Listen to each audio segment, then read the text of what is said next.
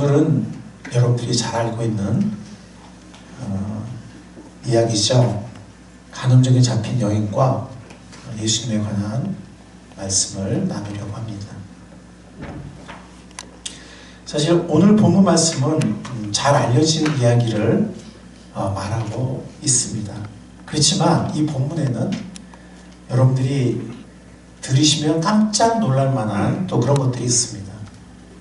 먼저 여러분들이 알아야 할 건 뭐냐면 오늘 이 본문 이야기는 이 말씀은 성경 정경의 내용에 속하지 않는 그런 본문일 가능성이 크다는 것입니다. 여러분들은 그런 얘기를 처음 듣는 분도 계실 거예요, 그죠? 네, 그래서 아니 성경에 인쇄되어 있는데 이게 어떻게 성경 정경 내용이 아니죠? 네, 이렇게 생각하실 분도 계실 것입니다. 그런데 제가 알기로 최소한 두 본문이 인쇄는 되어 있지만 잘 보시면 이렇게 꺽쇠 괄호로 인쇄되어 있어요. 그래서 여러분들 요한복음 8장을 본문 말씀 잘 보시면 아마 관찰력 있는 분들은 이미 관찰하셨을 거예요. 1절부터 보면은, 그러니까 정확히 말하면 7장 53절부터 보면은 꺽쇠가 보이세요? 보이시죠? 어디까지 꺽쇠죠? 넘어가 보시면 네, 오늘 우리 본문 말씀인 8장 11절까지가 꺽쇠죠, 그죠? 네. 성경에 이런 곳이 두 군데가 있습니다. 또 한 군데는 어딜까요? 마가복음 끝부분입니다. 여러분들 마가복음 끝부분을 가보시면 마가복음 16장 9절에서 20절, 그러니까 마가복음 끝이에요. 네, 가보시면 거기 어떻게 되어 있죠? 9절부터 보면은 꺽쇠가 시작이 되죠, 그죠? 보이세요? 마가복음 16장 9절부터 꺽쇠 보이시죠? 어디에 끝나고 있습니까? 20절에 끝나고 있죠, 그죠? 예, 이것도 성경 원문, 그러니까 나중에 추가된 것이지 성경의 원래의 원문이 아닌 가능성이 매우 큽니다. 성경에는 그 두 부분이 있어요. 그 두 부분 꺽쇠로 표시했습니다. 그러니까 예를 들어서 그 부분들은 우리가 어떤 그 말씀을 읽으면서 우리가 은혜를 받거나 교훈을 받을 수는 있어요. 그러나 거기서 어떤 교리를 도출하는 것은 좀 위험할 수 있습니다. 그러니까 예를 들어서 이 마가복음 16장의 부분에 이런 말씀이 있거든요. 믿는 사람들은 이런 표징들이 따를 터인데 곧 그들은 내 이름으로 귀신을 쫓아내며 새 방언으로 말하며 손으로 뱀을 집어들며 독약을 마실지라도 절대로 해를 입지 않으며 아픈 사람들에게 손을 얹으면 나을 것이다. 이런 말씀이 있는데 이게 누구에게 따르는 표징이라는 거예요? 믿는 사람들에게 따르는 표징이에요. 만약에 우리가 이런 표징에 따르지 않으면 우리가 믿는 사람이 아닌 거죠. 제대로 믿는 사람이 아닌 거예요. 네, 그런데 실제 이 본문은 성경 원문은 아닙니다. 아까 그 꺽쇠 부분이잖아요. 예, 그래서 이런 꺽쇠 부분에서 성경의 어떤 교리나 어떤 이런 것을 도출하는 것은 위험할 수 있습니다. 성경 원문이 아니기 때문에. 그래서 옛날에 보면 실제로 이걸 믿는다고 하면서 막 독사를 이렇게 손에 쥐다가 죽은 사람도 있고요. 독약을 마시고 죽은 사람도 있어요. 실제 역사 속에서. 자기 말씀 믿는다고. 그런데 문제는 이것이 성경 원문이 아니라는 거죠. 오늘 요한복음 8장 말씀도 그런 본문입니다. 자, 그렇다면 마가복음까지 얘기하면은 이제 너무 얘기가 길어지니까요. 이게 그러면 왜 이렇게 됐냐? 이거 나중에 제가 또 기회가 되면 말씀드리고, 오늘 이 요한복음 8장은 그러면 이것이 성경 원문에 포함되지 않는다고 생각하는 근거가 뭔가 하는 겁니다. 사실은요,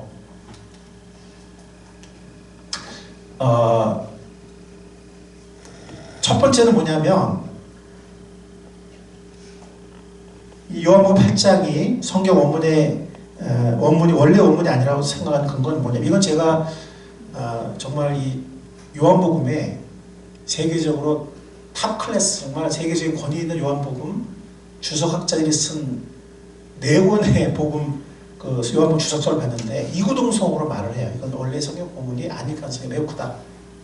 한 사람도 예외 없이 그렇게 얘기를 했습니다. 그 이유는 뭐냐면 첫 번째는, 그래서 어떤 주석자는요, 아예 주석을 안 썼어요. 이게 원문이 아니기 때문에 주석을 안 썼어요. 왜 원문이 아니지만 엄청 자세히 설명했어요. 그리고 주석을 안 썼어요. 그리고 많은 과거의 설교자들이나 그리고 요즘에도 일부 저는 지금 설교를 하고 있잖아요. 근데 일부 분들은 설교를 안 해도 된다.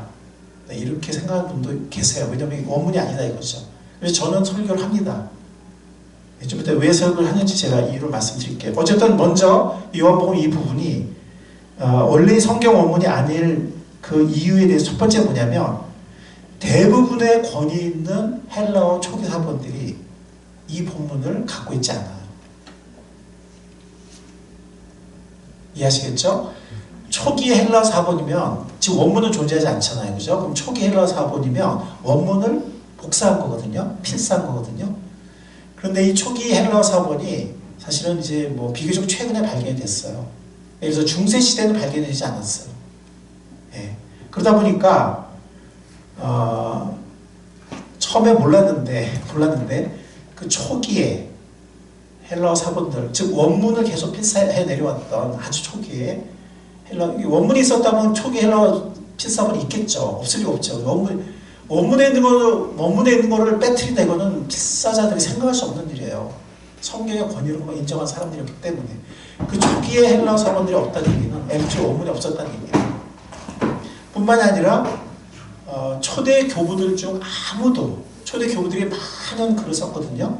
설교집도 쓰고 이렇게 그 밖에 많은 신학적인 얘기도 쓰고 많은 걸 썼는데 또 초대 교부들이 그 400년간 굉장히 많은 교부들이 있어요. 우리가 유명한 사람 말고 있죠. 사실은 수백 명 이상의 교부들이 있거든요.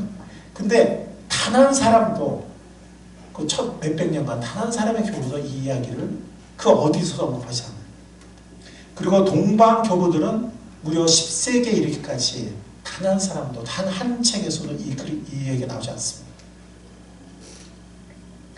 그리고 이제 이 요한복음에서 이 부분에 보면 그 율법학자들 혹은 서기관이란 말이 나오는데 이거는 이 부분을 제외한 요한복음 어디서도 나오지 않아요. 그러니까 공관복음서에 많이 나와요. 율법학자를 서기관인데 요한복음에서는 여기만 나오지 단 한 군데도 나오지 않습니다. 그리고 여기에서만 예수님을 합비라고 그 예수님을 안 믿는 사람들이 대적자들이 불러요. 요한복음의 나머지 부분에서는 제자들이 예수님을 랍비라고 부른 적은 있어도 대적자들이 예수님을 랍비라고 절대로 부르지 않습니다. 요한복음에서 물론 공관복음에서 부른 일이 있지만 그래서 이 본문은 다른 요한복음 본문하고 너무 달라요. 용어라든가. 그래서 이런 몇 가지 물론 그 외에도 여러 가지가 있는데 제가 너무 시간이 가니까 또 어떤 주석에는 더 자세하게 설명을 하는데 그냥 세 가지만 우리가 생각을 해도 우리가 이해될 것 같아요. 그러니까 원래 원문이었으면 초기에 그 한 필사본도 아니고 초기 필사본이 몇 개가 있는데 정말 오래된 것들이죠. 그 어디에도 이 이야기가 나오지 않습니다. 그리고 아까 말씀드린 것처럼 그 후에 수백 년간 수많은 교부들이 수많은 글을 썼는데 단 한 군데에서도 이 이야기가 나오지 않습니다. 그리고 이 부분은 다른 요한복음과는 용어라든가 여러 가지가 너무 다르다는 거죠. 그러면 이것이 어떻게 그럼 들어가게 됐는가? 물론 지금 꺽쇠로 표현되어 있지만 어떻게 됐는가? 제롬이라는 사람이 그 전에도 라틴어로 성경 번역이 있었는데 그러니까 성경을 이제 각 지방 언어로 번역을 했잖아요. 근데 이제 제롬이라는 사람이 권위 있는 라틴어 역본을 번역을 했어요. 그걸 벌게트라고 하는데 거기에 포함이 됐어요. 그래서 중세 때 여러분들 그 르네상스라는 말 아시죠? 예, 그러니까 모든 것을 이제 다시 부흥시키자. 인문주의. 그때 이제 모든 성경을 포함해서 모든 것들을 원문으로 돌아가자. 번역판이 아니라 이제 그런 운동도 함께 그 르네상스 운동의 한 일부로 벌어졌는데 에라스무스라는 사람이 거듭난 사람은 아니에요. 근데 에라스무스라는 사람이 처음으로 그 성경을 헬라어로 인쇄를 해서 출간을 했어요. 그러니까 그전에는 헬라어 성경 없고 라틴어 벌게트만을 썼어. 그래서 이게 사용했어, 교회에서.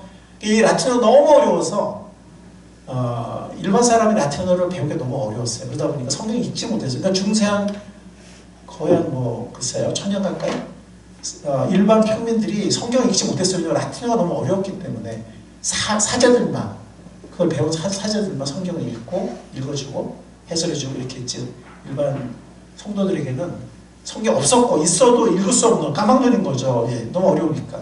예, 그런 상태였는데 그 에라스무스라는 사람이 라틴어 벌게이트도 번역판이잖아요. 그러니까 헬라어 원문을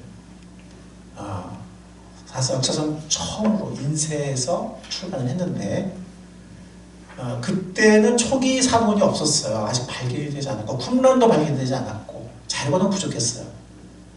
그래서 계시록은 그 몇 가지 중세 사본이 있었는데 마침 계시록 몇 장은 그 사람이 한 7개인가 하는 사본을 가지고 그 최초의 헬라어 성경을 편집해서 출간했는데 계시록의 몇 장은 그 7개 사본 중에 어디도 없는 거야. 다 부패해가지고 이게 그래가지고 벌게이트에서 역으로 자기가 헬라어를 이렇게 장문을 해가지고 계시록에 몇 장을 이렇게 메꿔 넣었어요. 그래가지고 최초의 헬라어 사본을 출간을 했는데 인쇄본을 역사상 최초로 출간을 했는데 그것을 근간으로 해서 킹제임스 버전이라든가 혹은 중세였던 이런 성경들이 랍비 성경이라든가 하여튼 중세 성경들이 랍비 성경이 이제 구약 쪽이고 킹제임스 버전이 그 랍비 성경하고 이제 에라스무스 이거를 기반으로 해가지고 킹제임스 버전을 만들었습니다. 그러니까 킹제임스 버전에는 꺽쇠가 없어요. 그러니까 킹제임스 버전은 성경의 일부를 본 거예요. 예. 그래서 근데 나중에 이제 뭐 쿰란도 발견이 되고 그다음에 쿰란의 많은 문서들이 발견이 되고 그다음에 또 초기 헬라 사본도 발견이 되면서 아까 말씀드린 그런 이유로 이거는 나중에 추가한 거구나. 그러니까 그 벌게이트 이후로 이렇게 추가한 거구나 한 것을 알게 된 거죠. 원래 원문이 아니구나 한 것을 알게 된 것입니다.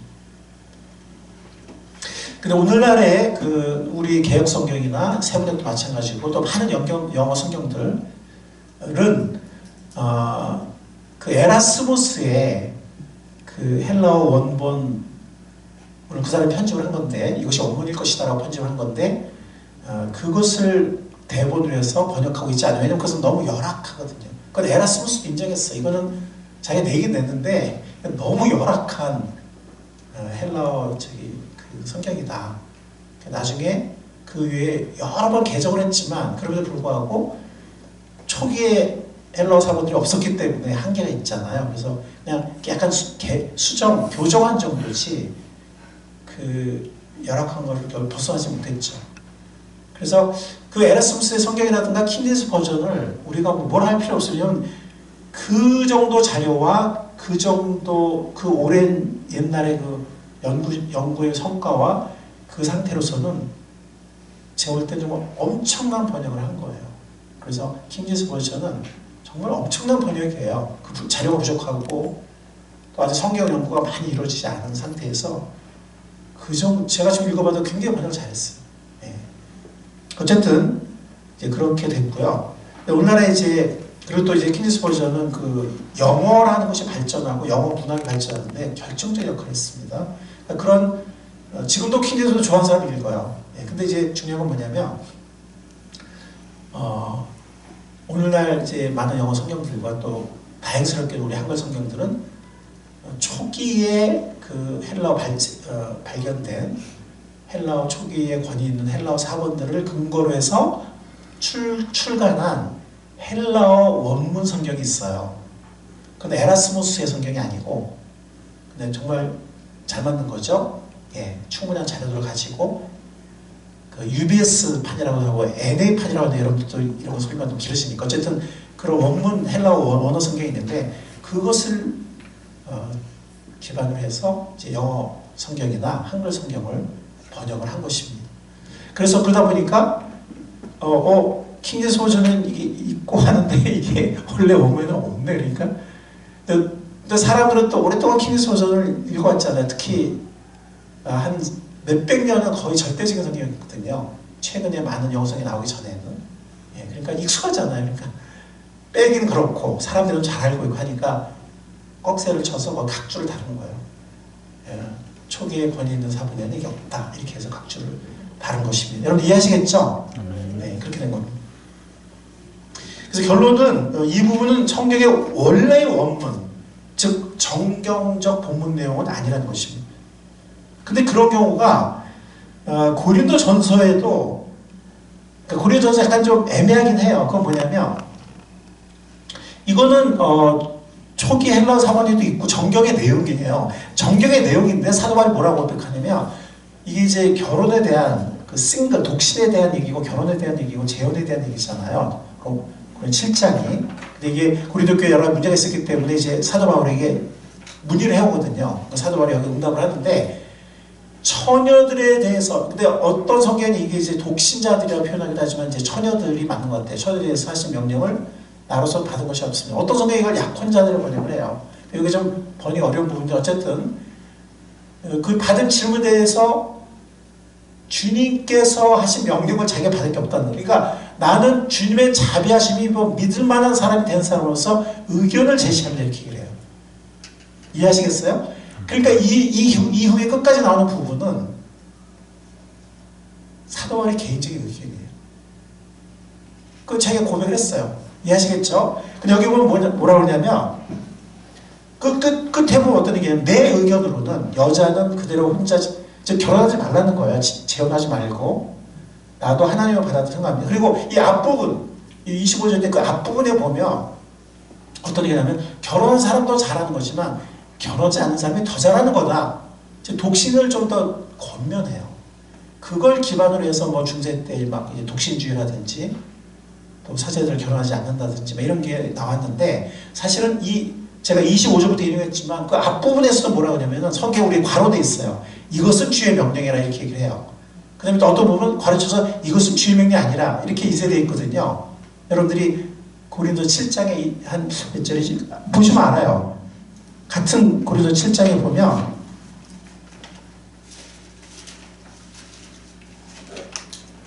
10절에 보면 결혼한 자들, 이건 개혁개정인데 결혼한 자들이 내가 가르치고 명하는 자는 내가 아니라 주시라 이렇게 주의 명령이라는 거죠. 근데 12절에 보면 그 나머지 사람들에게 말하노니 가르치고 이는 주의 명령이 아니라. 그러니까 여기는 자기의 의견이에요. 사도 바울의 개인적인 의견. 사도 바울은 어떻게 믿고 있었냐면 자기의 당대에 예수님이 재림하시지 않을까 이렇게 믿고 있었어요. 물론 그거는 잘못된 거죠. 그때 오시지 않았죠 예수님이. 근데 개인적으로 이렇게 믿은 거예요. 그러다 보니까 때가 얼마 남지 않았는데 굳이 결혼하냐. 결혼하면 애 길러야지 뭐 부부싸움도 해야지 뭐 이러면서 이제 너무 이게 또 아내를 기쁘게 해줄라 남편을 기쁘게 해줄라 또 남편하고 싸울라 애 키울라 막 주님을 온전히 섬기지 못하고 마음이 나뉜다. 그러니까 결혼해도 뭐 죄가 아니지만 나처럼 독신을 하는 게 더 좋다라고 얘기를 하는데 그 부분은 주님의 명령이 아니라고 얘기를 해요. 그럼 이건 정령의 일부예요. 초기 사건이 있어요. 그렇지만 이 내용은 주님의 명령은 아니에요. 그렇죠? 여기서 교리를 끄집어내면 이제 독신 우선 교리가 나오게 되고, 그죠? 이제 하게 되는데, 이거는 사도 바울의 개인적인 의견이고 권면이에요. 아시겠죠? 예를 들어서 성경에 사탄이 유혹한 얘기 나오잖아요. 그죠? 따먹으라고. 그거 하나님 말씀인가요? 아니죠. 그건 사탄의 얘기죠. 그죠? 그런 것처럼 이것도 정기에 포함되는 내용이긴 하지만 이게 주님의 명령은 아니에요. 사도 바울의 개인적인 자기의 믿음이고 자기의 의견이에요. 왜? 사도 바울은 자기의 당대 예수님 오리라고 기대했기 때문에 예수님 곧 오실 텐데 굳이 뭐 결혼해도 되긴 하지만 굳이 결혼해야 돼? 안 하는 게 더 좋아. 이렇게 하는 거예요. 그렇지만 이거는 주님 명령이 아니라 이것은 내 의견이다라고 고백을 하거든요. 그러니까 우리가 분별할 수 있는 거죠. 그죠? 그러니까 이런 부분도 있고 또 아까 두 부분처럼 애초에 정경의 내용이 아닌 부분도 있다는 거예요. 꺽쇠로 기록된. 그래서 우리가 분별하면서 성경을 읽어야 된다는 거죠. 그렇지만 이것이 정경의 원래 내용은 아니다. 성경 원래 원문은 아니다라고 거의 모든 주석자들이 동의를 하지만 그들이 또 거의 동일하게 믿는 바는 뭐냐면, 그럼에도 불구하고 이것은 예수님에게 실제로 일어난 일이었다. 예수님이 실제로 일어난 일이었고, 전승으로, 구전으로, 고대 세계는 구전이 굉장히 정말 놀라운 점 정확하게 이렇게 전승돼 내려가잖아요. 요즘에 우리는 뭐 모든 걸 다 그냥 휴대폰 의지하니까 뭐 기억력이 꽝인데, 옛날에는 구전 문화가 굉장히 발달돼 있었거든요. 그래서 구전으로 내려오다가 나중에 이제 벌게이테 이렇게 추가가 된 거예요. 근데 벌게이테는요, 이것만 추가된 게 아니라 벌게이테는 외경도 추가되어 있어요. 그러니까 제롬의 벌게이테가 성경 원문은 아니에요. 그러니까 이런 것도 추가되어 있고, 그 다음에 거기 외경도 추가되어 있어요. 벌게이테. 그때 외경이 추가되면서 구조적으로 내려오던 그 이야기를 또 이렇게 거기 추가된 걸로 학자들이 보고 있습니다. 그렇지만 예수님이 실제로 일어났던 일일 것이다. 거의 확실하게 이렇게 또 보고 있습니다. 그래서 이런 본문에서 교리를 끌어내는 것은 위험할 수 있지만, 실제로 예수님이 일어났던 일이고 예수님이 겪으셨던 일이고 실제 있었던 일이라며, 또 혹시 초대교회 전승으로 내려왔던 이야기라며, 우리가 거기에서 초대교회 성도들도 거기서 뭔가 교훈을 배웠을 것이고, 우리도 여기서 귀한 어떤 영적 교훈을 배울 수 있다는 거죠. 자, 요한복음 8장 11절은 간호받아 잡힌 여인에 대해서 말하고 있습니다. 그리고 그녀와 고소자들, 그리고 예수님의 이야기입니다. 자, 우리가 이 이야기에서 어떤 영적인 교훈을 받을 수 있을까요? 아까 우리가 독신에 대한 바울의 권면에서, 물론 그것이 우리가 교리나 명령을 받아들일 필요는 없지만, 야, 사도 바울이 이렇게 자기 당대 예수님이 오실 걸 믿었구나. 그 다음에 그렇게 열정적으로 살았구나. 결혼도 자기는 안 하겠다 이럴 정도로 열정적으로 살았구나는 것을 우리가 거기서 은혜를 받잖아요. 도전을 받잖아요. 그죠? 사도 바울의 열정이 우리에게 참 도전이 되는 거예요. 그죠? 그렇지만 그것이 주님 명령 아니기 때문에 우리도 사도 바울처럼 뭐 결혼하면 안 되고 막 그런 건 아니잖아요. 그죠? 그런 것처럼 우리가 여기서도 정말 귀한 은혜를 받을 수 있습니다. 이 이야기를 잠깐 말씀드리면 여러분들 잘 알고 계신 거지만, 초막절에 예수님께서 예루살렘에 올라가셔서 성전에 앉으셔서 말씀을 가르치셨습니다. 그런데 오늘 성경에 나온 것처럼 율법학자들과, 즉 서기관들과 바리새인들이 와서 예수님에게 가늠하다 현장에서 붙잡힌 여인을 데리고 와요. 원래는 신명기에 보면 남자와 여자를 둘 다 죽이라고 했는데 여자만 끌고 와요. 그리고 예수님에게 질문 던집니다. 랍비여, 여기서만 대적자들이 예수님에게 랍비라 불러요. 요한복음에서 유일하게. 근데 랍비여, 모세는 모세의 오경에 기록하기를 이런 여자를 돌로 쳐 죽이라고 했는데 선생님께서는 뭐라고 대답하시겠습니까? 라고 질문을 던집니다. 이게 사실 올무거든요? 이게 왜 올무일까요?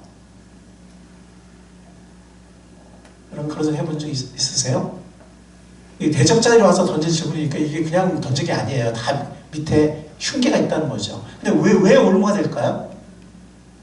예수님이 제자들의 율법을 어겼으므로 가늠한 여자를 쳐 죽이게 되면 예수님이 제자들을 정죄해야 된다, 이런 문제가 제가 잘 못 들었는데 마스크를 하고 있어서 잘 안 들리네요. 제자들이 어떻게 했다고요? 제자들도 율법을 범한 것도 있었잖아. 안식일에 벼이삭 같은 이제 그 곡식을 먹은 거 하고 여러 가지 이제 법 안 지킨 것들을 이제 정죄하기 위해서.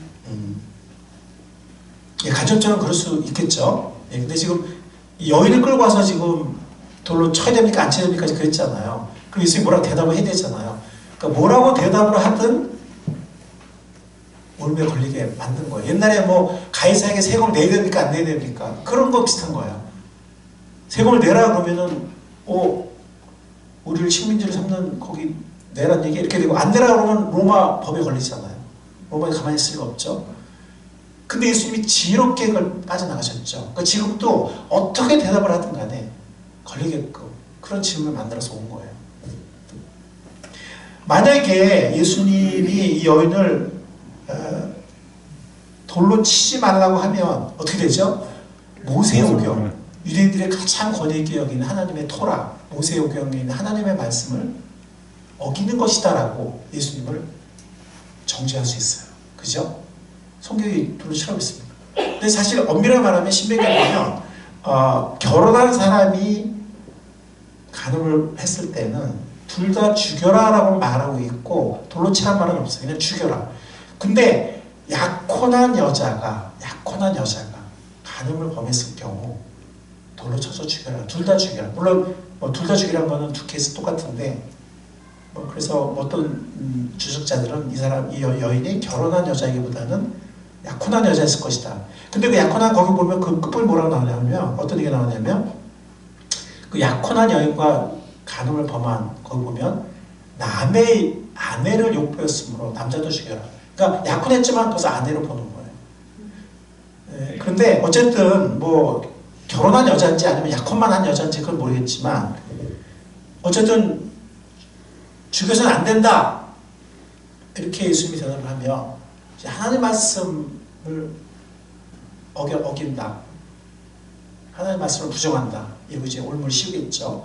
그런데 예수님께서 돌로 쳐 죽이라고 하면 사실 예수님 지금까지 정말 약자들에게 또 약자만이 아니라 많은 죄인들에게 정말 긍휼을 베푸시는 자비를 베푸시는 그런 은혜의 주님의 모습을 많이 보여주셨는데 그런 은혜스러운 모습이 얼룩이 질 수도 있을 뿐만이 아니라 또 하나 뭐냐면 로마 당국을 통하지 않고서는 사람을 죽일 수 없어요. 만약 그 자리에서 예수님이 모세가 그랬으니까 그럼 그렇게 해야 되겠네 이렇게 하면은 사람들이 돌을 던지지 않겠어요. 그럼 여자가 죽겠죠? 그러면 로마 당국에서 가만히 있지 않아요. 왜냐면 모든 법 집행, 특히 사형의 집행은 로마 제국을 통하지 않으면 안 되거든요. 그래서 유대인들도 예수님을 십자가에 못 박을 때 어떻게 해요? 빌라도에 데려가잖아요. 억지로 허락을 받아내죠. 그죠? 예. 그래서 그랬던 거거든요. 자기들이 그냥 못 봐 죽이면 큰 문제가 되거든요. 근데 예수님이 그 자리에서 모세가 그랬네? 그래, 그럼 뭐 돌 던져야 되겠네? 그래서 사람들이 던져 죽으면 예수님이 던지라고 그랬다. 그래서 이 여자 죽었다. 그러면 이제 로마 당국이 가만히 있지 않아요.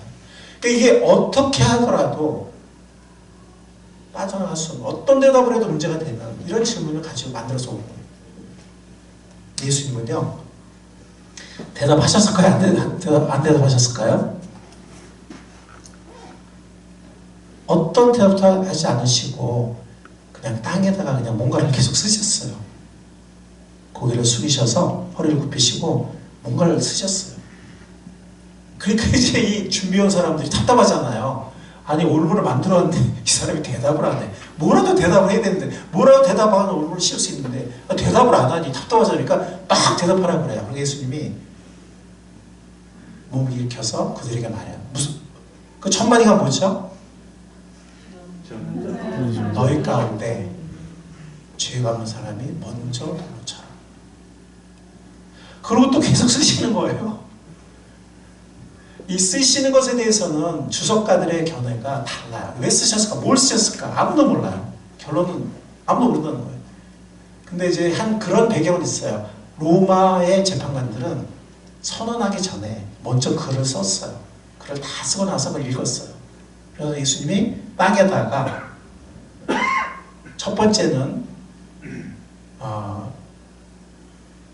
너희들이 유죄다.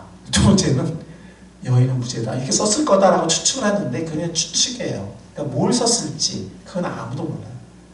어쨌든 예수님께서 막 대놓고 야 너희들이 죄인 아니야 이러면 이 사람들이 막 스테반에 그랬듯이 막 화나 달려들었겠죠. 예수님의 돌을 예수님이 던졌을지 몰라요. 근데 예수님이 땅에 쓰심으로써 이 사람들이 스스로를 돌아볼 기회를 갖게 하신 것 같아요.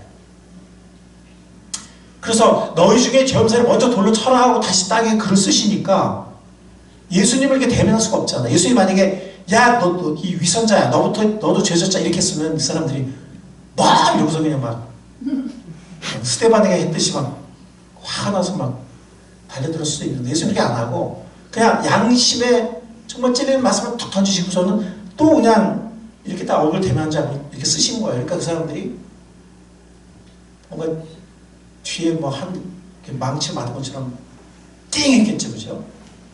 그 양심의 가책을 받는 거예요. 그리고 예수님은 땅에 쓰고 계시는데 스스로 생각하는 거예요. 양심 소리를 들은 거예요. 그러다 보니까 나이 든 사람부터 한 사람씩 그 자리를 조용히 빠져나갑니다. 나중에는 아무도 남지 않게 되었어요. 그때 예수님이 다시 몸을 일으키셔서 말씀하셨어요. 그러니까 이 이야기는 예수님께서 질문을 받고 도저히 질문을 받고 땅에 쓰시다가 일으켜서 말씀하시고 또 좀 이따 또 땅에 쓰시다가 또 일으켜서 말씀하시고 이런 구조예요. 그리고 이야기가 끝납니다. 두 번째 몸을 이렇게 말씀하셨어요. 무슨 말씀하셨을까요? 여자야 사람들이 어디에 있느냐? 너를 정죄한 사람이 한 사람도 없느냐? 이렇게 말씀하셨어요. 여자가 대답했습니다. 주님, 한 사람도 없습니다. 그때 예수님이 여자에게 말씀합니다. 나도 너를 정죄하지 않는다. 가서 이제부터는 다시는 죄를 짓지 말아라. 이렇게 말씀하십니다. 자, 이 이야기에서 우리가 먼저 배워야 할 중요한 교훈은 뭐냐면요. 우리가 쉽사리 남을 판단하거나 정죄해서는 안 된다는 것입니다. 예수님에게 가늠하다 잡힌 여인을 기세등등하게 데려온 사람들은요, 자신들이 그 여인을 심판할 권리가 있다고 생각을 했어요. 나는 뭐 가늠하다 현재 잡히지는 않았으니까. 그러면서 예수, 당신은 어떻게 할 거야? 뭐 이런 분위기였어요. 그런 마음 자세였어요. 예수, 당신의 답변 내용에 따라서 당신이 큰일 날 수도 있어? 뭐 이런 자세였어요. 그런데 구약에 보면 증인들, 뭐 현장에 잡혔으면 목격자들이 있을 거 아니겠어요? 이 여자의 범죄에 대해서, 그죠?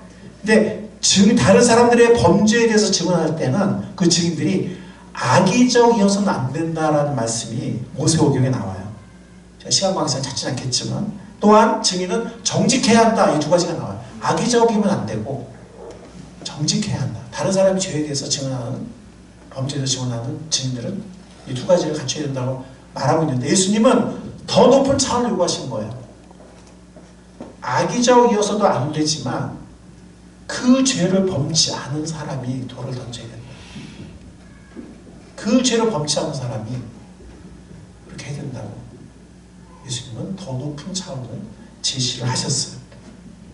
그래서 너희 가운데 죄가 없는 사람이 먼저 이 여자에게 돌을 던져라 말씀하셨는데, 이 죄는 그냥 모든 죄, 뭐 원죄 아니면 뭐 그냥 모든 일반 죄를 말하는 것이 아니라 간음의 죄를 말하는 거예요. 성적인 죄를 말하는 거예요.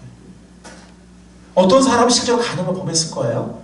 어떤 사람은 뭐 그렇게 육체적으로 물리적으로 간음을 범하지 않았다 할지라도 예수님이 산상수훈에 말씀하신 마음의 간음이 또 있잖아요. 그죠? 범했을 거란 말이에요.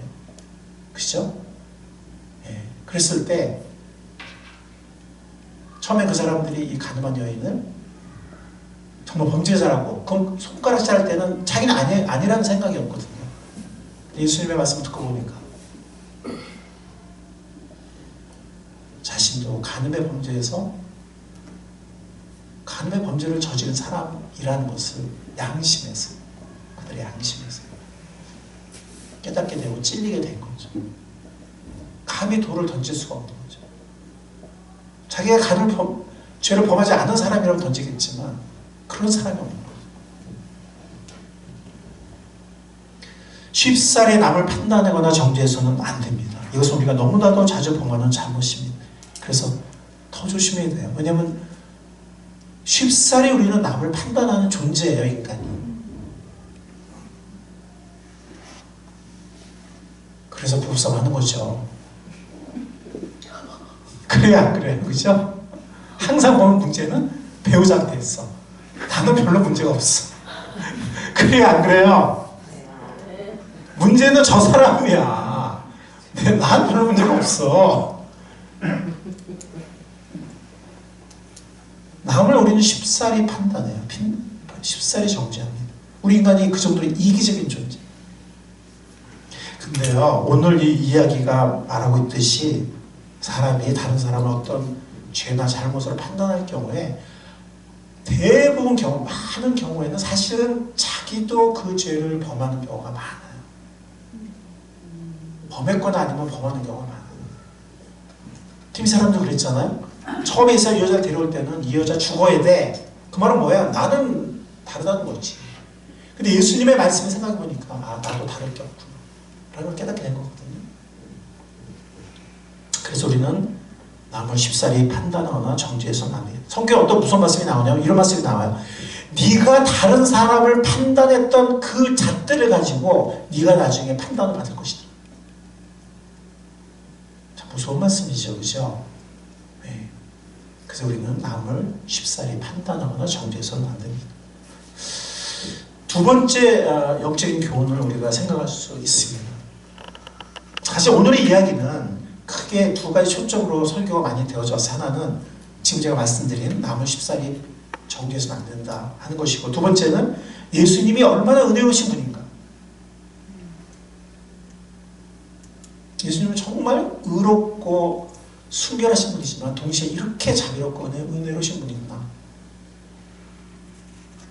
아까 제가 말씀드렸잖아요. 이런 본문, 원래 성경 원문이 아닌 본문에서 교리점을 끌어내면 위험할 수 있다. 예를 들어서 여기서 교리를 끌어내면 안 돼. 예를 들어서 예수님도 간통을 정죄하지 않는다고 그러는데 간통 죄가 아니잖아. 요즘에 이미 간통 형사적으로 죄가 아니지만 이런 식으로 어떤 교리점을 끌어내면 안 되고요. 여기서 어떤 우리가 은혜를 받는 영적인 교훈을 받는 쪽으로 해야 되는데, 그래서 예수님이 이렇게 은혜로운 분이야. 보통 이렇게 설교를 많이 했어요. 두 가지, 쉽게 정죄해서는 안 되고, 또 하나는 예수님이 정말 이렇게 은혜로운 분이다. 용서하신 분이다. 자비로운 분이다. 그런데 혹시 이 생각은 안 해보셨어요? 이런 생각 안 해보셨습니까? 혹시 내가 이 가늠한 여인과 똑같은 사람은 아닐까? 어쩌면 내가 이렇게 돌을 맞아야 될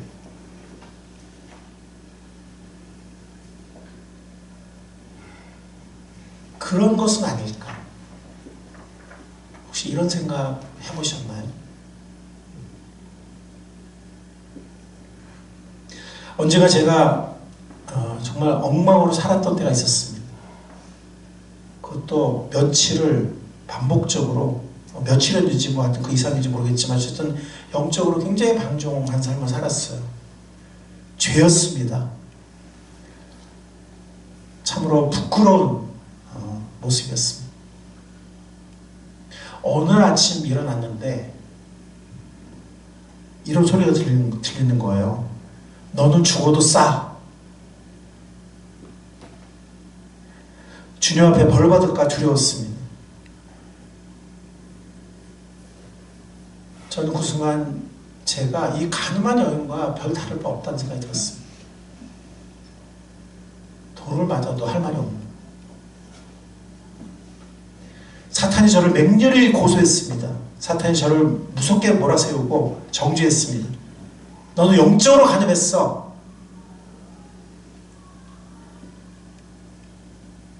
너는 돌을 맞아야 돼.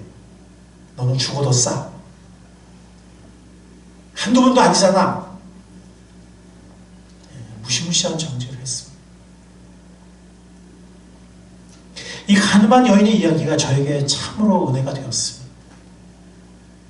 정말 돌을 맞아도 할 말이 없는 이 반복적인 내 감정대로, 내 고집대로, 내 욕심대로, 내 정욕대로 얼마나 많이 주님 앞에서 간음을 하는. 그리고 그 아침에 저의 모습은 정말 돌을 맞아도 할 말이 없는. 우리는 영적으로 간음하지만 주님은 그런 자를 정죄하지 않으시고 은혜로 용서해 주십니다. 아멘. 나도 너를 정죄하지 않는다. 가서 다시는 죄를 범치 말아라. 영적으로 갈망한 우리를 예수님은 씻어주시고 회복시켜 주십니다. 정죄하지 않으십니다. 그러므로 이제 그리스도 예수 안에 있는 자에게는 결코 정죄함이 없나니. 물론 징계는 하실 수 있어요. 우리 사랑하는 자녀를 가끔 때리잖아요. 항상 때리는 아니지만 정말 필요한 생각이 되면 가끔 때리잖아요. 그죠? 징계는 있을 수 있어요. 징계가 없으면 그건 사생자고 참 아들이 아니라고 그랬어요. 그러나 정죄는 없어요.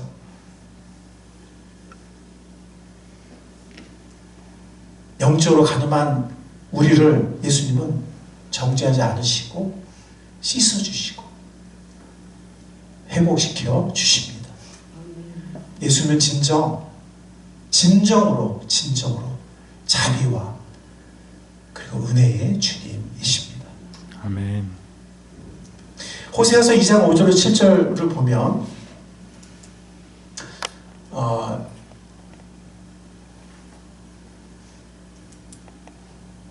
이 영적 불순종과 우상숭배를 간음으로 비유합니다. 그는 자랑하기를 나는 나의 정부들을 따라가겠다. 그들이 나에게 먹을 것과 마실 것을 내고 내가 입을 터놓과 모시옷과 내가 쓸 기름과 내가 마실 술을 댄다. 이게 지금 바알 숭배거든요. 바알이 그들에게 이런 풍요로운 물질을 준다고 믿은 거예요. 예. 그렇다. 그들의 어머니가 음행을 했다. 여기서 말하는 그들의 어머니는 뭐냐면 이스라엘을 말해요. 예루살렘으로 대표되는 이스라엘을 말하고 북왕국의 또 이스라엘을 말합니다. 그 여기서 이 자녀는 누구냐면 그 개개인 백성들이에요. 그들의 어머니, 즉 나라죠. 그 이스라엘 나라, 이스라엘 민족. 그들을 배웠더니 부끄러운 저들. 그러나 내가 이제 가시나무로 그의 길을 막고 담을 둘러쳐서 그 길을 찾지 못하게 하겠다. 그러니까 나라 전체, 왕부터 시작해 나라 전체가 바알이 자기들에게 먹을 것을 준다고 바알 숭배를 한 거예요. 실제로 뭐라 그러냐면 그가 정부들을 쫓아다녀도 그들을 따라잡지 못할 것이다. 그들을 찾아다녀도 어디서도 만나지 못할 것이다. 그제서야 그는 이제는 발길을 돌려서 나의 남편에게로 돌아가야지. 나의 형편이 지금보다 그때가 더 좋았다 할 것이다. 하나님은 호세아에게 고멜이라는 부정한 여인과 결혼하게 하셔서 결혼한 이후에도 고멜이 또 간음을 범하거든요. 그래서 하나님의 심정이 어떤 것인지 자기의 아내가 간음을 범했을 때 그 남편의 마음이 어떻겠어요. 그죠? 느껴보라는 거예요. 그게 내 마음이라는 거예요. 이스라엘이 내 아내인데 이렇게 바알을 따라 우상숭배를 하고 골로새서에 보면 탐욕은 우상숭배다라는 말씀이 있잖아요. 신약이나 지금 구약이나 지금 시대 똑같은 거죠. 우리가 어떤 탐욕을 가지고 세상을 쫓아갈 때, 물질을 쫓아갈 때, 아니면 어떤 쾌락을 쫓아갈 때 간음이라는 거죠. 야고보서 말씀에도 그렇게 말합니다. 간음하는 사람들이여 세상과 번탐이 하나님과 등지는 이름을 알지 못합니까? 누구든지 세상의 친구가 데려가는 사람은 하나님의 원수가 되는 것입니다. 하나님께서는 우리 안에 살게 하신 그 영을 질투하실 정도로 그리워하신다 라는 성경 말씀 여러분은 헛된 것으로 생각합니까? 라고 말하면서 그러므로 하나님께 복종하고 악마를 물리치십시오. 그러면 악마는 달아날 것입니다. 악마를 따라가지 말라는 거예요. 그 달콤한 유혹에 넘어가지 말라는 거예요. 대적하라는 거예요. 그럼 도망갈 겁니다. 근데 우리는 대적하지 않고 좋아. 네 유혹이 달콤해. 네가 나한테 주는 안락함과 쾌락함이 너무 편해 하고 쫓아간다는 거예요. 대적하지 않고. 그건 간음이에요. 그러나 하나님은 악마를 대적하라고 물리치라고 그럼 악마가 도망갈 거라고 말씀하시면서 하나님께로 가까이 가십시오. 그러면 하나님께서 가까이 오실 것입니다. 죄인들이여 손을 깨끗이 하십시오. 두 마음을 품은 사람들이여 마음을 순결하게 하십시오. 신부도 그렇고 아내도 그렇고 순결해야 되잖아요. 간음하지 말라는 거죠. 자주 간음을 행하는 아내, 구약에서나 신약에서나, 구약에서는 이스라엘을 아내로 비유했고 신약에서는 교회를 아내로 비유합니다. 우리는 또 개인적으로 그리스도의 신부가 하나님의 아내예요. 개인적으로. 물론 공동체적으로 그렇지만 만약 우리의 남편이 혹은 우리 아내가 나를 놔두고 간음을 범한다면 우리의 마음이 어떻겠습니까? 우리가 하나님께 그리스도의 신부요 하나님의 아내인 우리가 간음을 범할 때가 너무나 많다는 거죠. 좋다고 따라가고 물리치는 것이 아니라 좋다고 따라가고 하는 일이 너무나 많다는 거죠. 그러나 하나님은 어떤 분이십니까? 자주 간음을 행하는 우리를 주님은 포기하지 않으세요. 포기할만 하거든요. 우리가 뭐 간음을 한두 번 범합니까? 수없이 범하잖아요. 고멜처럼. 근데 호세아가 고멜을 포기하지 않거든요. 그게 뭘 말하는 겁니까? 하나님의 그 모습을 보여주는 거예요. 호세아를 통해서. 하나님은 이렇게 너무나 자주 간음을 범하는 아내인, 정말 순결하지 않은 그런 아내인 우리를 주님은 포기할 만도 한데 포기하지 않으신다는 거예요. 아멘. 아멘. 포기하지 않으신다는 거예요. 우리 그 시험도 있잖아요. 예? 여호와께 돌아가자. 거기 보면 포기하지 않는다는 거잖아요. 하나님이. 주님은 가늠한 여인과 똑같은 이 가늠한 여인이 한 번 간음을 범했을 거야 아마. 뭐 그건 자세히 모르지만 그건 뭐 모르죠. 그건 어쨌든 그럴 수 있는데 근데 우리는 그 정도가 아니고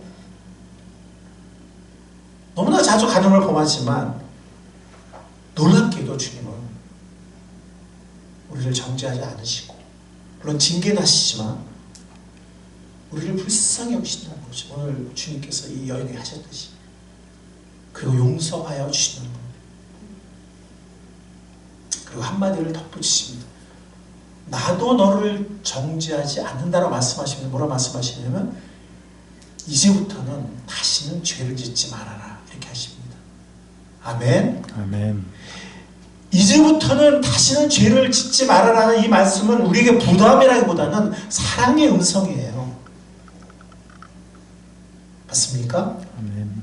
사랑. 우리의 자녀에게 뭐라고 해서 우리 자녀 용서해 줄 때, 야, 너 용서해 주니까 너 이제 계속 죄져도 괜찮아. 이렇게 합니까? 아니면 용서해 주지만 다시는 그러면 안 되라고 말합니까? 그게 사랑이거든요. 그게 끝없이 기다려주고 끝없이 참아주지만 끝없이 또 바라잖아요. 바라지 않으면 사랑이 아니에요. 기다려주고 용서해주지만 또 바라거든요. 질리 않게 기뻐하고 바라거든요. 주님은 뭐라 말씀하시면 우리를 정죄하지 않는다 하시지만 뭐라 말씀하십니까? 이제부터는 다시는 죄를 짓지 마라. 이거는 우리에게 부담이라기보다는 사랑의 음성입니다. 그리고 또 다르게 보면 죄로부터 승리할 수 있다는 소망이자 약속이기도 합니다.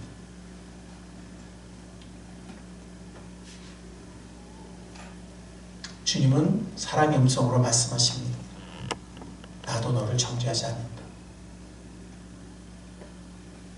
이제부터는 다시는 죄를 짓지 말아라. 말씀하십니다.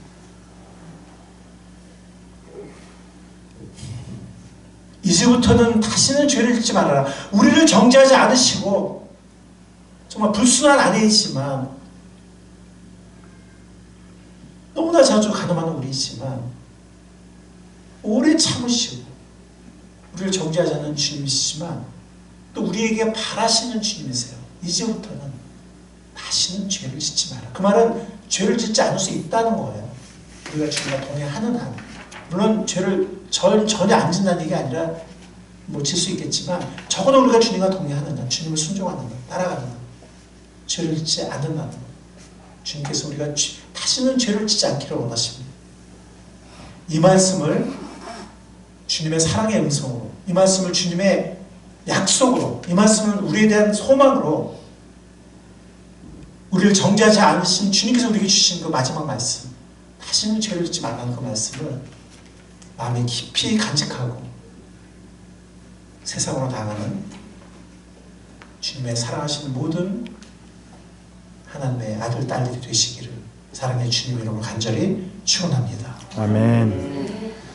주님 감사합니다. 오늘 귀한 말씀 전해주셔서 감사합니다.